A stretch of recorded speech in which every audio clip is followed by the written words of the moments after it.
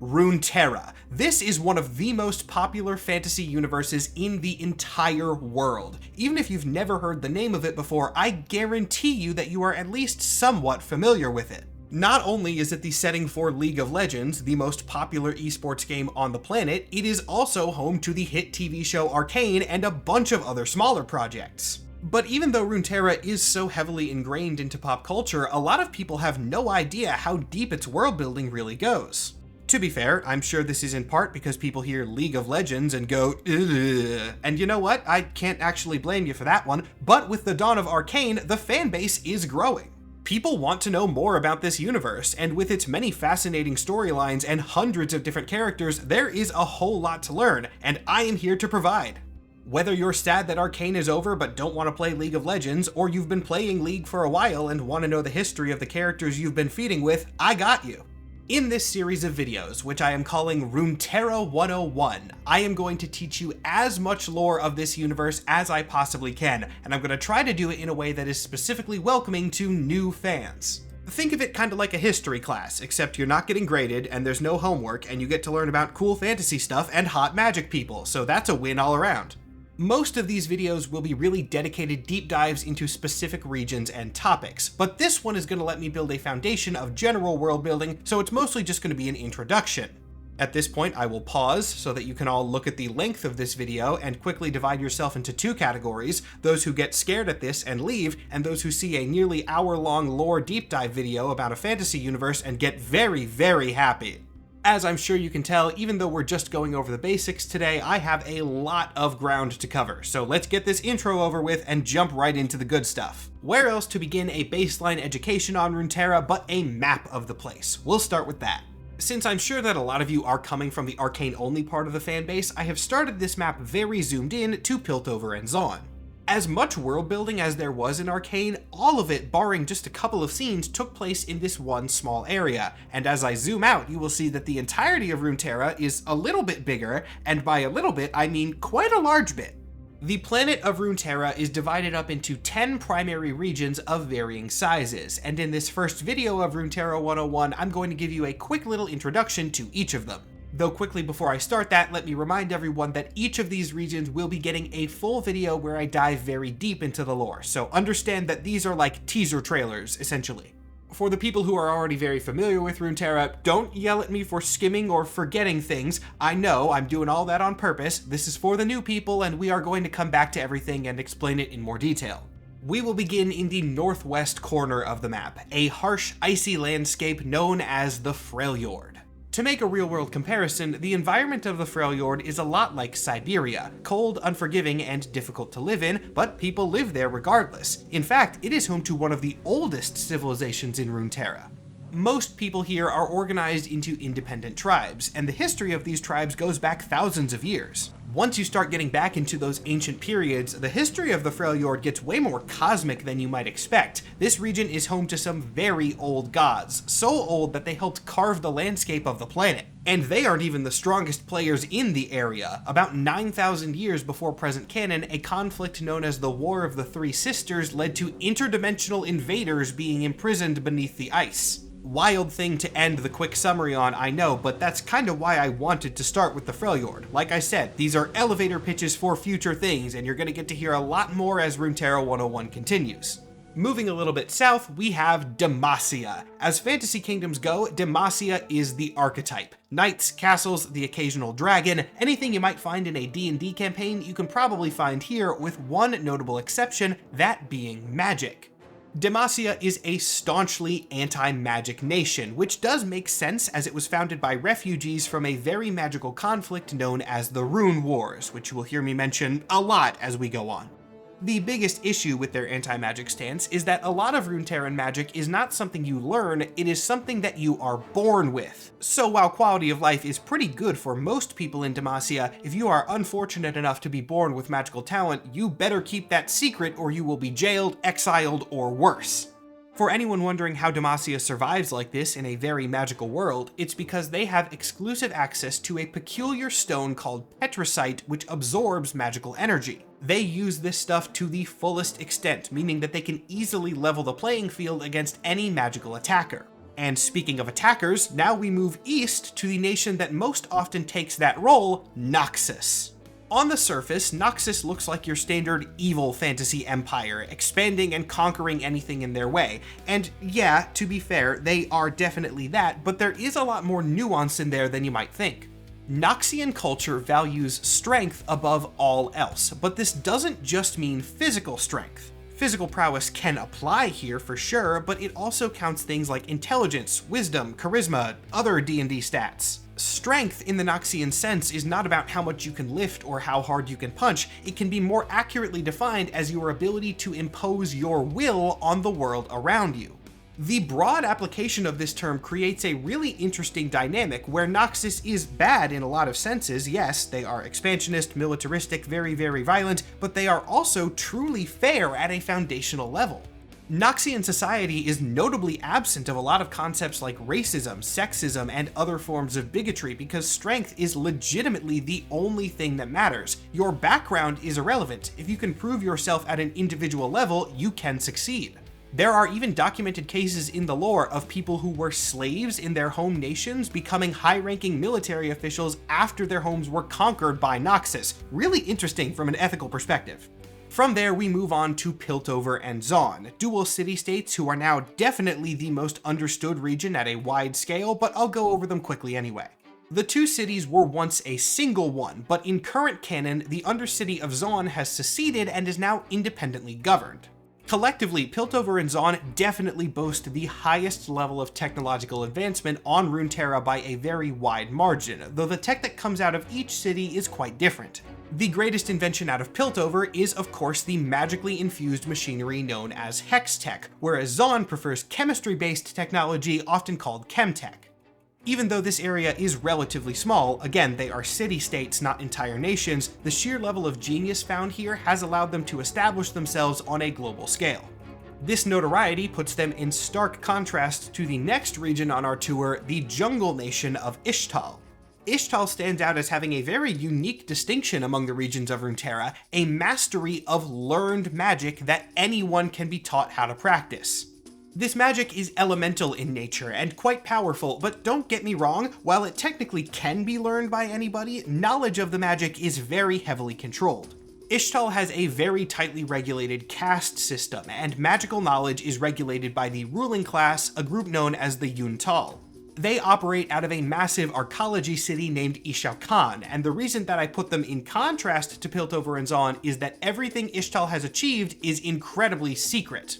After witnessing calamity after calamity after calamity on the outside world, the elementalists of the Yuntal used their magic to manipulate the jungle around the nation, closing themselves off from all outside influence. As of current canon, this disguise has not yet been breached, but other nations have come close, and if Noxus in particular ever finds out about Ishtal's magic, it will cause quite the war. Moving westward, we leave Ishtal and enter Shurima, far and away the most successful empire in all of Runeterra. Their range spans an entire continent, the wealth under their control is incomparable, and they boast an army of godlike warriors empowered by unparalleled celestial magic, or at least all of that was true several thousand years ago.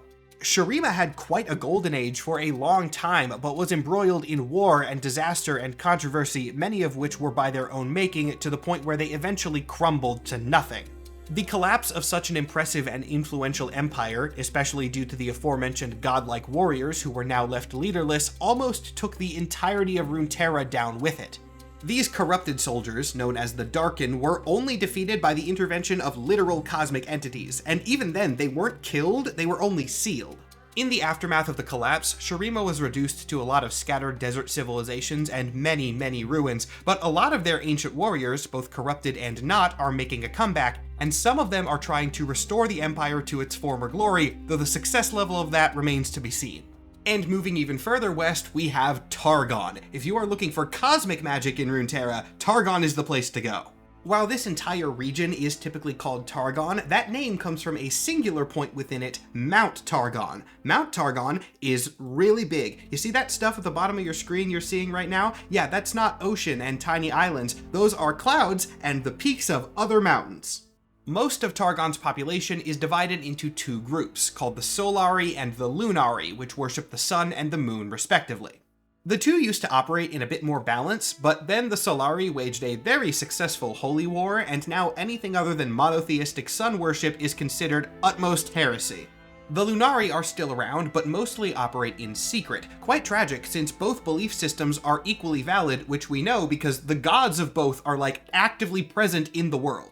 I'll talk about this in a lot more detail in, of course, the Targon video, and a little bit more later in this video, but the peak of Mount Targon is an extremely magical place, and the few who make the journey up there are sometimes chosen as the avatars of gods. Even though you can gain quite a bit of power from this, it's not always the best deal, as it's a Moon Knight sort of situation, actually in more ways than one, where these hosts can become puppets of the celestial entities. Now we're going to move from Targon all the way to the other side of the map. I covered every region in the main 2 continents first, but there are 3 more that exist in Runeterra's Eastern Sea. The northernmost of these nations is Ionia. Out of all of Runeterra, this place is the most magically connected, as the veil between the material plane and the spirit world is incredibly thin. The supernatural is extremely normal in Ionia because, well, it's not really supernatural at all, it just is natural. Magic is extremely tangible in Ionia, and so it's a regular part of life. This allowed them to remain self-sufficient for most of Runeterran history, but they were thrown into chaos by an invasion from Noxus, which spiraled and turned into an all-out war lasting many years. This war was horrendous, with the peak of the fighting being deployment of Noxian chemical weapons against the Ionian people. Yeah, chemical weapons exist in Runeterra, and the one who invented them might be a familiar face, even if you are only familiar with this world from Arcane. Despite the level of weaponry that Noxus brought to the war, Ionia actually won in the end, though this was also largely due to infighting and eventual revolution within the Noxian government. Again, I'll cover all that in more detail during the region-specific videos. The lore and storytelling of Ionia is very sad and very serious. So now we're gonna go south and talk about some pirates. Bilgewater time, baby! Bilgewater is definitely the easiest region to summarize. It's a pirate town where pirates live. Whatever comes into your mind when I say that is probably correct. There is no government here, and the closest thing that Bilgewater has to a leader is just whatever pirate captain has the most influence at any given time. Almost the entire economy runs on black market dealing, and the portion that doesn't is about the killing and processing of sea monsters. There are, of course, natives to the area around Bilgewater, specifically the Buru people who worship a goddess called Nagakaboros. Nagakaboros is incredibly interesting conceptually. She might actually hold the title of my favorite god in any fantasy setting. Her domain is motion, but this is both literal and metaphorical. Yes, she has power over the movement of the ocean and storms and things like that, but also movement forward in one's life. To earn the favor of Nagakaboros, one has to evolve as a person. Don't just settle into patterns and stagnate, try new things, go on adventures, and allow your life to grow and change. The thing that makes this so unique is that morality doesn't play a factor in it at all. You can grow and change and become a better person, that will earn you her favor, but growing and changing into an actively more evil person works just as well. This aside, much of Bilgewater's lore is pretty self-contained. They don't have stories relating to the other regions of Runeterra that much, with one notable exception, conveniently the last region we need to visit, the Shadow Isles. The Shadow Isles are actually kind of difficult to summarize because while I've been able to give you general concepts for all the other regions, like 95% of Shadow Isles lore revolves around one big connected storyline.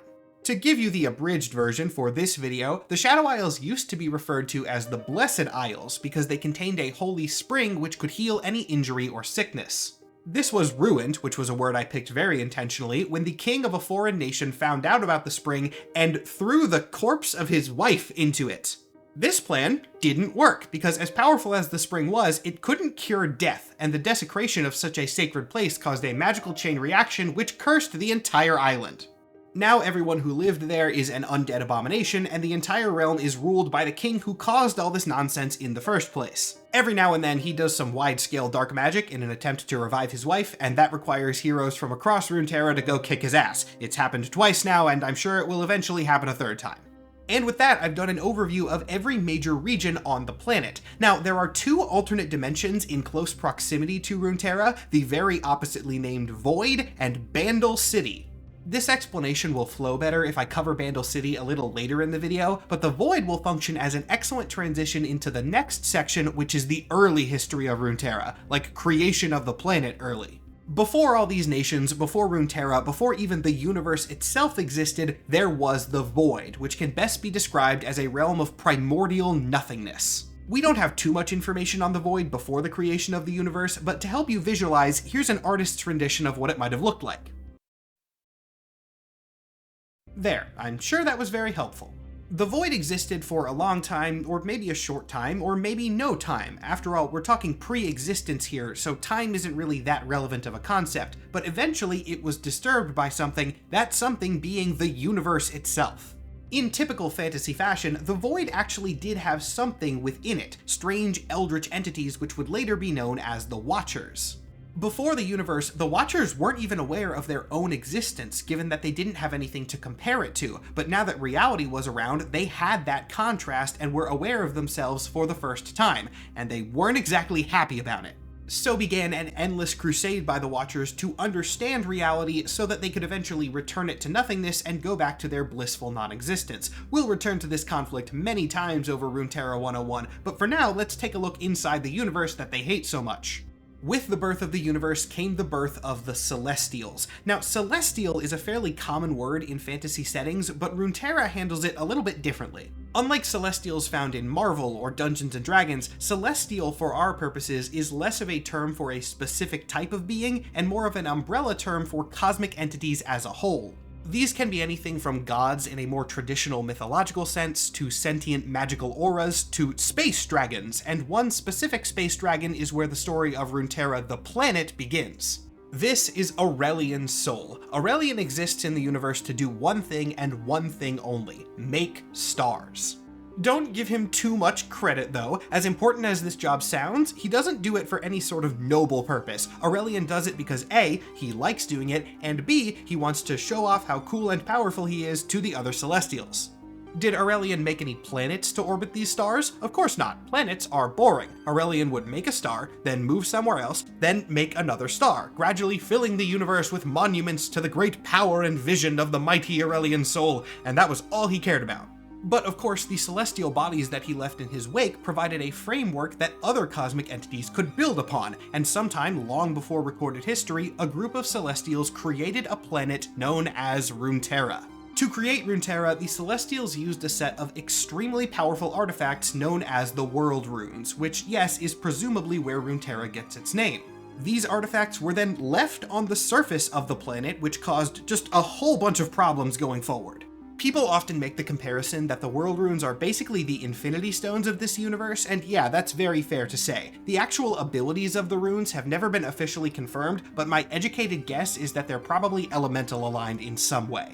Regardless of what they do specifically, they are undeniably strong and volatile. In capable hands, even a single World Rune is capable of terraforming the landscape of entire nations. Unsurprisingly, when they were rediscovered by the Runeterran population, there was a massive war over them. These simply named Rune Wars are maybe the single most influential event in the entire history of this universe. The Rune Wars will be mentioned in almost, if not every, region-specific Runeterra 101 video that I make, as they were responsible for shaping what a huge section of the world looks like in modern canon, both figuratively and literally. The fall of the Blessed Isles was the thing that revealed the runes in the first place. More gods were brought to the planet in Targon as people looked for ways to end the fighting. Refugees from the Rune Wars founded Demacia. Again, I'll go over the specific details of the Rune Wars and the effect that it had on different areas in the region-specific lore videos, but for now, it's such a big event that I just felt like I had to mention it at least a little bit. For now, I want to get back to general world building of Runeterra. Before recording this, I asked several of my viewers what questions they would want answered in this first intro episode of Runeterra 101, and a common one that I got was what species are present on the planet. This is a good question, and I thought that it would be pretty quick to answer, but while I was researching for this video, I went and double-checked, just to make sure I wasn't missing any, and it turns out that among the playable characters in League of Legends alone, there are 15 different sapient species represented. Not only that, I also counted 4 types of magical entity and 8 different subtypes or augmentations of humans that are distinct enough to be worth mentioning, so that brings the total up to 27. The complete list is on your screen now if you're curious, but fortunately for my purposes today, the vast majority of these are one-offs and or very region-specific, so I can cover them in the region videos. The primary four that are the most common and more or less widespread across Runeterra are humans, Vastians, Voidborn, and Yordles, so those are the ones that I'm going to hit today. Humans, unsurprisingly, are the dominant species on Runeterra. They are found nearly everywhere, and the few places where they aren't are the sites of large-scale magical calamities where basically nothing is alive. Once again, unsurprisingly, humans are also notoriously adaptable. As I said earlier, there are 8 different subtypes of humans that have received magical or technological augmentation. Beyond this, I don't need to explain humans to you, right? That's not what you're here for. If you clicked on the Runeterra video and are like, I wonder what these humans are all about, what are you doing? Let's get to the fantasy stuff and move on to the Vastaya, who appearance-wise are basically hybrids of humans and animals, though the levels of each vary among them. The Vastaya are descended from a group of ancient Ionian warriors known as the Vastaya Shirei, who gained shape-shifting powers by tapping into the spirit realm to fight aliens, maybe? The things that they fought are only ever referred to as titans in the lore, and they are described as being as tall as mountains and descending from the sky, so they're either aliens or celestials, I guess, but either way, the Vastaya Shirei spirit magic was extremely strong, and they did win. These warriors then just lived among the Ionian people, and since the Vastaya Shirei didn't age or die of natural causes, their family trees were quite large, eventually leading to the creation of the Vastaya. All of the Vastaya are very magically attuned and possess shape-shifting capabilities in some capacity, though some groups are much better at this than others. Their society is typically organized into tribes which share common animalistic features. There are a bunch of these. We've seen several of them in official media, but a lot of others have only been confirmed by name. The vast majority of the Vastian population still lives in Ionia, but certain tribes have spread out and can be found in other places around the world. As for their relationship with humanity in current canon, the Vastaya were actually mythological for a while, then they lived on decent terms with humanity after being discovered, but that is degrading a bit as we approach modern times. The Noxian invasion of Ionia in particular pushed humanity to look for newer sources of power, and that led to an upset in the balance between the physical realm and the spirit realm. This caused a lot of problems for the Vastaya, and while the two groups aren't at open war yet, there are characters who self-identify as Vastian revolutionaries, so it's really only a matter of time. The next species we have to talk about are the Voidborn. Now, to be fair, calling these a sapient species is a little bit weird because they are eldritch abominations from another dimension, but I don't really know where else I'd talk about them, so we're just gonna do it now. When I briefly mentioned the Void and the Watchers earlier in this video, I said that they wanted to understand Runeterra so that they could eventually destroy it. The Voidborn are their attempts at that. There is a weird analogy that I've used to explain this before, which is very strange but does make sense to me at least, so I'm going to use it again here. Imagine that you're just hanging out in your house one day, and suddenly, with no warning, a pond of mysterious liquid appears in your front yard. It's definitely not water or anything else that you recognize, and you don't want to touch it because that could be dangerous, but you do want to find out what it is, so you poke a stick in there just to see what happens. The stick turns out fine, so maybe you poke something else in there, and then if it gets weird enough, eventually call some scientists who can poke some scientific instruments down in there, and on and on and on until you understand this enough to actually send somebody in. In this analogy, you are the Watchers, the pond is existence, and the Voidborn are all the things that you are shoving into said pond. Every Voidborn is in one way or another an experiment, a construct of primordial matter forged by the Watchers to test a theory in preparation for their eventual invasion. Sometimes these purposes are very complex and scientific. There are Voidborn creatures who can directly jack into mortal minds and extract any information they know before transmitting it back to the Void. But then sometimes the experiments are more like, what if we take a really big monster and just throw it in there and watch it eat a bunch of guys? What happens then? The thing that makes the Voidborn more interesting is that their effect on reality is a two-way street. There have been multiple examples in the lore of Voidborn, especially more intelligent ones, gaining independence away from the will of the Watchers. Typically, the Voidborn are mindless and only operate for their singular purpose, but the Voidborn known as Rek'Sai, who is comparable to a giant insect queen, has developed protective instincts toward her brood that were not part of her original programming. An even stronger case of this is Bel'Veth, whose purpose was the consumption and assimilation of mortal consciousness. She did this very well, so well in fact that she developed consciousness and free will of her own. After consuming enough, Bel'Veth grew so powerful that she now stands in direct opposition to the Void. She does not want the Watchers to destroy all of reality, but this doesn't exactly make her good in a moral sense. The reason that she wants Runeterra to live is so that she can assimilate it all and rule over it herself. So it's not really an enemy of my enemy is my friend situation. They are both awful, just in different ways. Voidborn entities can also bond with people, kind of like symbiotes in Marvel, but we've only ever seen this in one case, so it's definitely more of an exception than a rule. These few more interesting cases aside, most Voidborn are simply monsters. Geographically, they can be found in a few places around Runeterra, but the highest concentration of them is in southern Shurima. This is due to a major historical event that I actually haven't mentioned at all in this video up to now, that being the time that a Shuriman territory named Acacia rebelled against the Empire and summoned the Void into reality, thinking that it was just a power that they could control, and they were very wrong about that. Acacia, maybe unsurprisingly, doesn't exist anymore and has been replaced with a gigantic void rift that near constantly spews more monsters into the surrounding regions, but the full story of that will be saved for the Runeterra 101 Shurima episode. And now we get to the final of the species that we are going to be covering today, Yordles. Arcane fans rejoice. If you were curious what exactly Heimerdinger is, you're going to actually probably have a lot more questions after I'm done with this, but hey, I'm gonna do what I can. The Yordles are elf or kind of gremlin-like spirits that reside in a pocket dimension called Bandle City.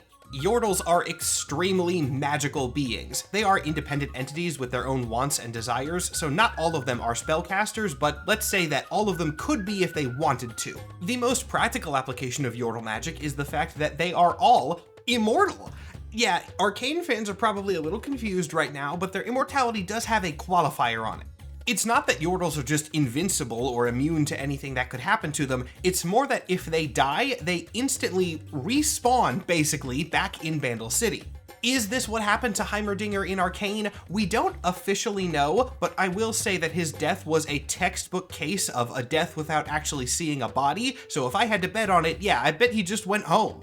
Yordles who venture out from Bandle City do so for a variety of reasons, but there is one character trait that is almost universal among them. Yordles are really friendly little dudes. There are exceptions to this, of course, but Yordles are on the whole even more social creatures than humans are. This is the primary reason why they can be found all across Runeterra, and why they typically blend very well into the culture of the region in which they reside. Though, while Yordles exist in every region and are typically very good friends to have, they are not always easily found. Yordles have a tendency to use Fey-like glamour magic to hide their true appearance from everyone else. Now, to throw all that off, I do have to be honest and say that the canon status of this and Yordles in general is really weird in the post-Arcane era. In Arcane, Yordles were shown as much more normal in human society than any Runeterran media has ever shown before, and we were not really given an explanation for this. My personal theory for how this will eventually be explained is that Yordle civilians are more common in Piltover and Zaun specifically, because we've seen that society there is open to a lot more different species than several other areas. But unfortunately, as of right now, I just don't have a better answer for you. The Bandle City episode of Runeterra 101 will probably be last, if not close to last, so that I can wait for more information to hopefully come out about their canon status. With all four of these major species covered, at least quickly, now there is one more topic that I want to cover in this video, the magic system. This will be complex, I'm not gonna lie. Runeterran magic takes a lot of different forms, and not all of them are super well connected, but I will present this to you as best as I can. Magic in Runeterra can be roughly sorted into three categories: material, spiritual, and celestial. We'll cover material first because, well, it's the easiest. The most straightforward way that someone can gain magical abilities in Runeterra is simply being born with them. These people are called magic-born or simply mages. There's not much of a solid explanation as to why certain people are born with magical abilities. The closest thing we've gotten to a reason is just kind of general hand-waving and saying that Runeterra is an inherently magical place, and sometimes that makes its way into the people. As for how these powers function, think less like Harry Potter and more like X-Men. Mages will have one specific ability. These can take a variety of different forms, but they all have a signature thing. Not all inherent magical abilities are random, though. There are some powers people can be born with that have a more trackable history. For example, there are cases of humans with a little bit of Vastaya blood in their family tree, giving them mild shapeshifting powers. And in the Freljord, some people are born with a sort of magical mutation, giving them the title of Iceborn. The history of the Iceborn traces back to the Void of all things, specifically a deal that the ancient queen Lysandra made with the Watchers to create acolytes that would prepare for Runeterra's destruction. I've said this so many times at this point, but every time I skim something, I feel obligated to repeat it. Remember that this is a summary in the magic system section of the video. That will get a whole video on its own, so don't worry about me skipping over things. I will detail that whole story at some point, I swear. The Iceborn are very resilient to the freezing environment of the Freljord, and also have a natural attunement to the magical material known as true ice, the use of which can be lethal to anyone else. Basically, if you're Iceborn, you have immunity to cold damage, and you get to use cryomancy weapons, though it is worth noting that the weapons are not specifically bound to the wielders. This is not like a Thor and Mjolnir situation, it's just that the Iceborn are the only ones who can use them safely. Now, I touched on this earlier in the brief summary of the region Ishtal, but if you're not born with magical abilities, it is going to be very hard to learn them, as that knowledge is not common whatsoever. The only material form of magic that we've ever seen be taught to non-mages is the elemental magic practiced in Ishtal, and this is closely guarded by the Yuntal within the arcology city known as Ishalkan. If you are lucky enough to learn this, though, you can do a lot of pretty cool stuff with it, as Runeterran elementalism isn't as tightly boxed into traditional roles as normal fantasy elemental magic is. The best example of this is Melio, a boy from Ishtal who is a master of fire magic, but specifically for healing purposes. Melio's magic is represented as warm and comforting, more like a fireplace than an inferno, which is an interpretation of fire magic that we don't see nearly enough in media. Oh, I'm adding this in after the fact because I totally forgot to mention it during my original recording. Blood magic can also be learned, but the lore on it is extremely vague. It first appears in the lore during ancient Shurima and is now practiced in Noxus, especially in connection to the Black Rose and specifically Vladimir. I am hoping that as Riot continues to develop the Black Rose, which is definitely something that they're very interested in doing, we get a little more information about this, but for now, yeah, I can't tell you too much. For both elementalists and mages, material magic in Runeterra isn't that complex. It's a pretty simple form of fantasy magic. Things get a little bit more weird magic system-wise when we get into the other categories. Spirit magic is where the esoteric stuff starts to creep in. The spirit realm is present across all of Runeterra, though the metaphorical thickness of the veil changes from region to region. Humans can absolutely learn how to work within this area, though powers gained through spirit magic are less like inherent superhuman abilities and more just the ability to commune with spirits and, if you're good enough, convince them to help you. In Ionia, for example, this kind of practice is extremely common, and a majority of the population has at least a small understanding of spirit magic, using it in everyday life. The key, though, is daily life. Spirit magic is not often used for combat, as it inherently revolves around balance, and fighting usually throws that off. It absolutely can be used violently, though. To make a Dungeons & Dragons comparison, if Runeterran mages are like sorcerers, spirit magic users are like druids and some subclasses of monk. The most aggressive form of spiritualism is shadow magic, which really took off in Ionia in response to the Noxian invasion. This art is most commonly practiced by a group known as the Shadow Order, who rally around the idea that spirit magic can and should be weaponized.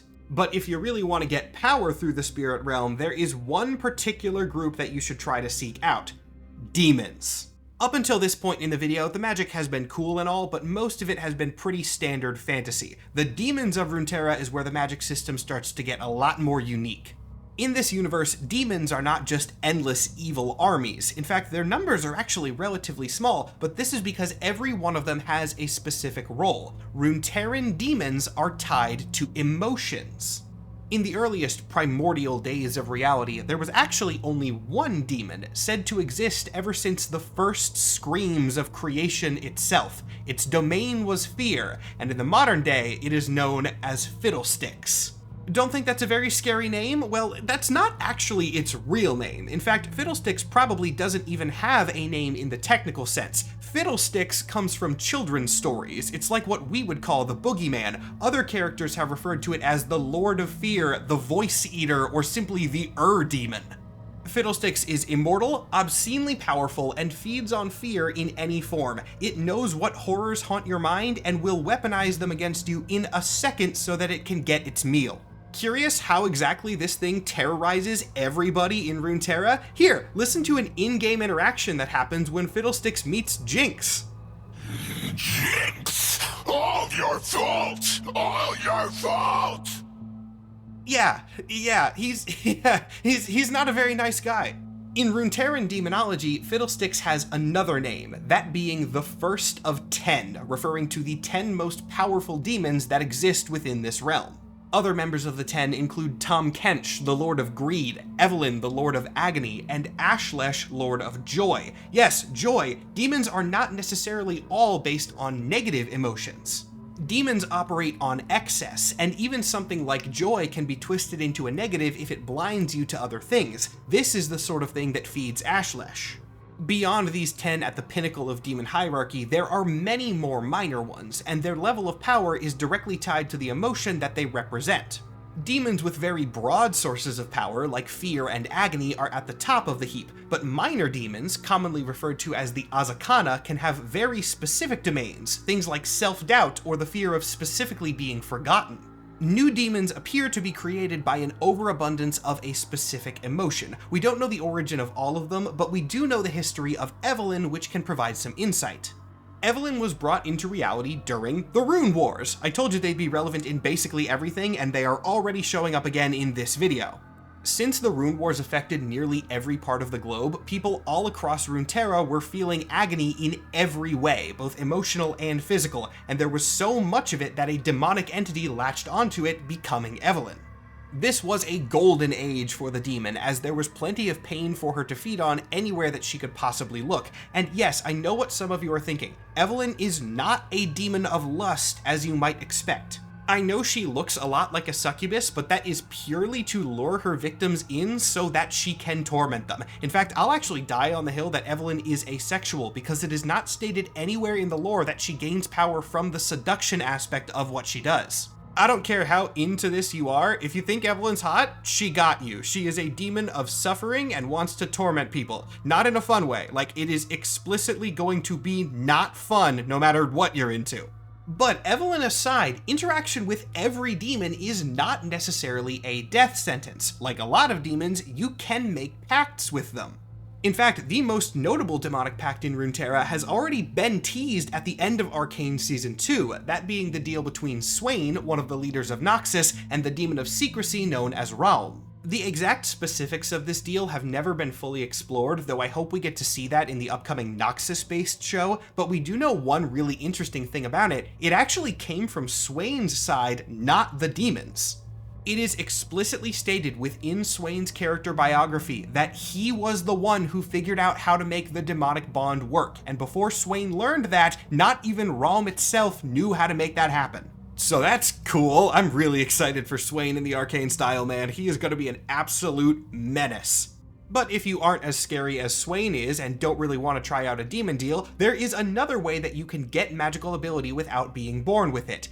It actually might be harder than a demon deal, but it is available to you. Let's talk about celestial magic.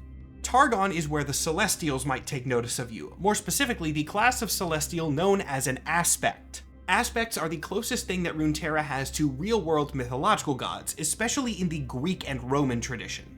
Their domains usually fall into one of two categories: celestial bodies like the sun and moon, or societal concepts like war or justice. Though there are some aspects that walk the line between these two, most importantly the aspect of Twilight, who does represent Twilight as a cosmic thing, but also the metaphysical concept of change.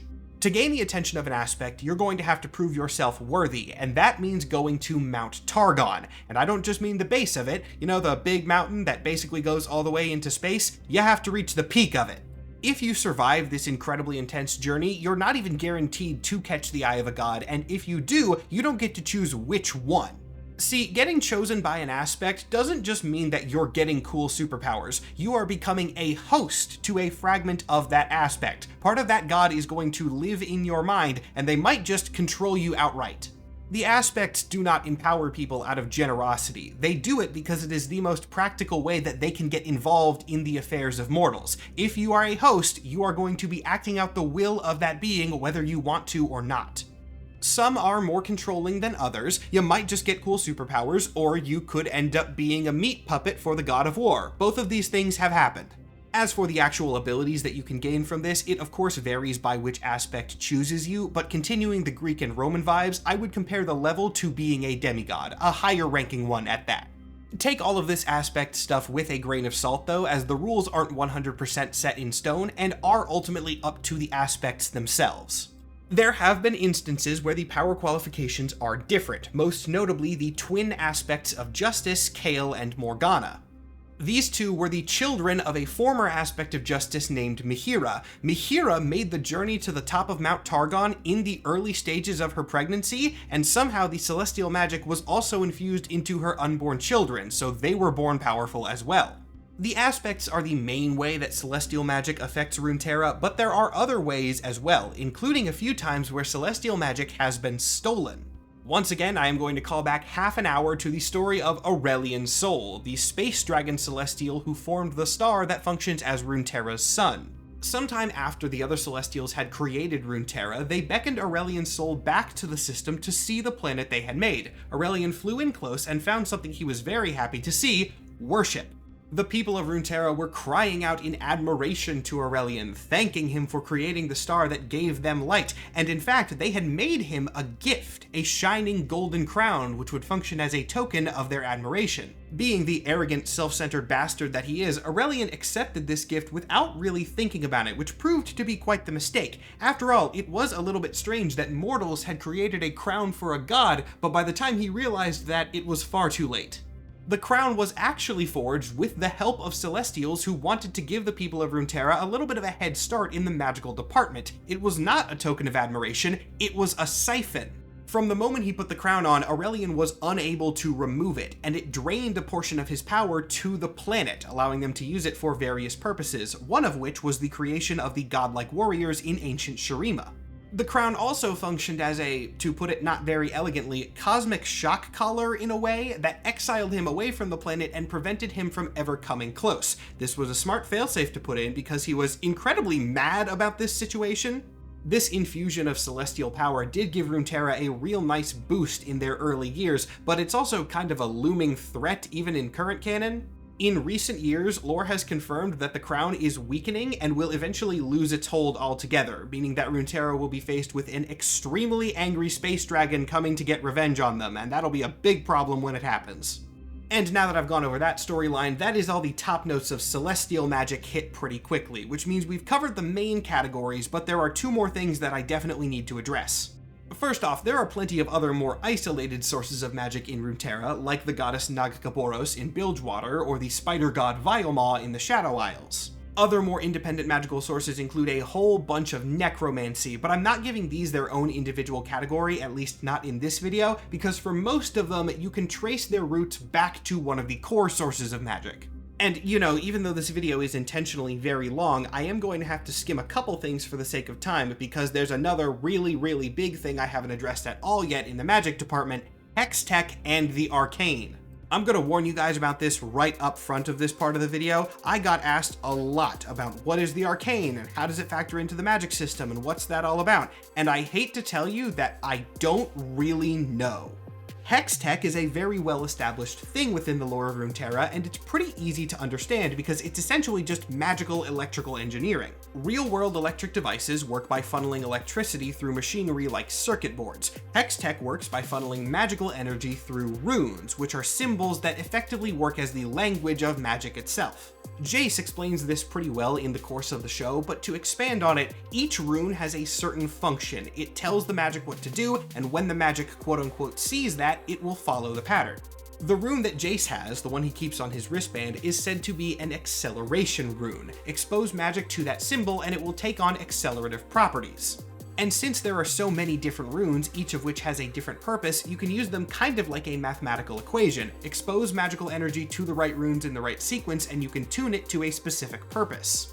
Now, where exactly you can get that magical energy is a little bit up in the air because Arcane never actually tells us how the Hextech crystals are created. In the old canon, they operated on the souls of sapient magic scorpions, but that is not canon anymore, so I'm not going to address it. In fact, the status of Hextech in general is a little bit weird right now because of, well, this is just going to be a little bit of a tangent, but it's one that's worth going on, so bear with me. Arcane was never actually meant to be canon. In Season 1, it was just like a fun side project, and then it blew up and got way more popular than anybody was expecting it to, so Riot really quickly changed their tune and decided that it was actually canon now.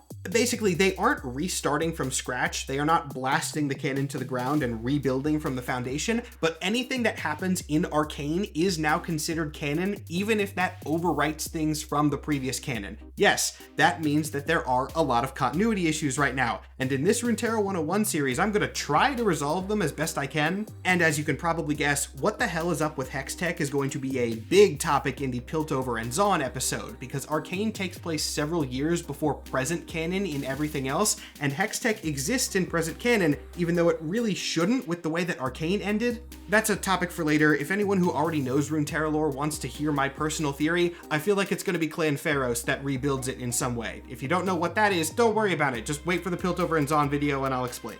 Anyway, we know from the show that if Hextech is used incorrectly or overused, it can cause a miscommunication in the Arcane, which results in the anomaly that we see. Here's the issue, and the main reason why I went on that tangent about Arcane's canon a second ago.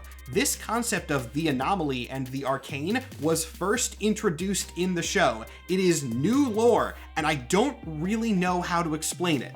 If you've seen both seasons of Arcane, congratulations, you know about as much of the lore of this concept as I do. I really hope that it's going to be developed and explained a little bit more, but I'm going to take a stab at explaining it now anyway. Just a disclaimer before I start, keep in mind that this is my opinion, an informed opinion based on a lot of lore research, but an opinion nonetheless, so I absolutely could be wrong. To get this theory, I have to return to the categories of Runeterran magic, which again are material, spiritual, and celestial. Both Hextech and the Arcane don't seem to have any connection to celestial magic at all, so we can just rule that category out altogether. And while it does seem to have some relation to material magic, we never see the two directly interact. We do see material magic in the show, that is presumably what Mel uses, and she never has any sort of weird magical reaction to Hextech.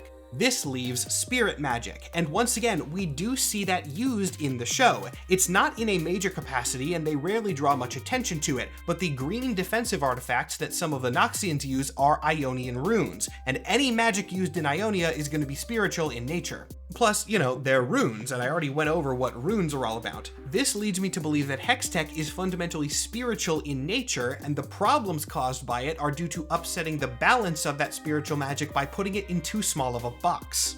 This is not a revolutionary theory at all. Again, Jace kinda says something to this effect in the show by stating that the wild rune, which is corrupting everything, is the magic getting annoyed at them and expressing it. This is also backed up not just by the established lore of the show, but of the themes as well, specifically that of Victor's arc. Victor's whole thing at the end of the show revolves around taking human free will and emotion and imposing his perfection onto it. He is trying to take something natural and force it into the box of his glorious evolution.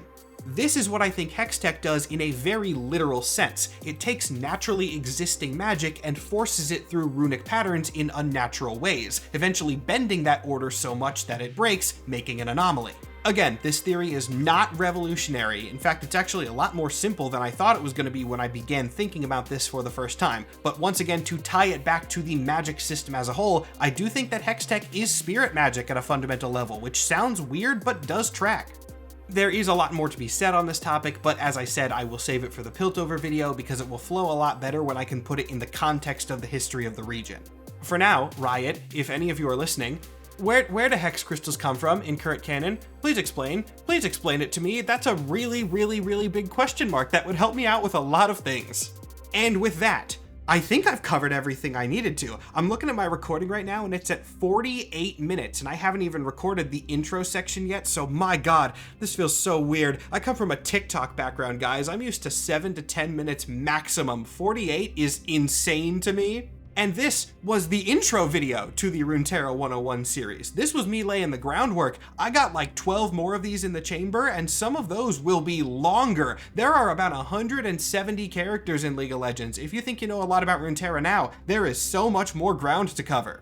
The rest of the Runeterra 101 series will be releasing sporadically over the next couple months, along with the rest of my content. And man, if you liked this one, you're gonna like those even more because they will be more cohesive. I had to kind of jump around to this one so that I could hit a lot of things at once, but when I start to get to dig into the history of specific regions, oh boy, it's gonna get way cooler. As always, big thank you to Ruben Perez for drawing the avatar that you've been seeing talk at you for the last hour approximately at this point. And you know what? In the way of outro, that's actually going to be good enough today. At the time I'm finishing this recording, it's about 4:30 a.m. I have been recording for hours. I am exhausted.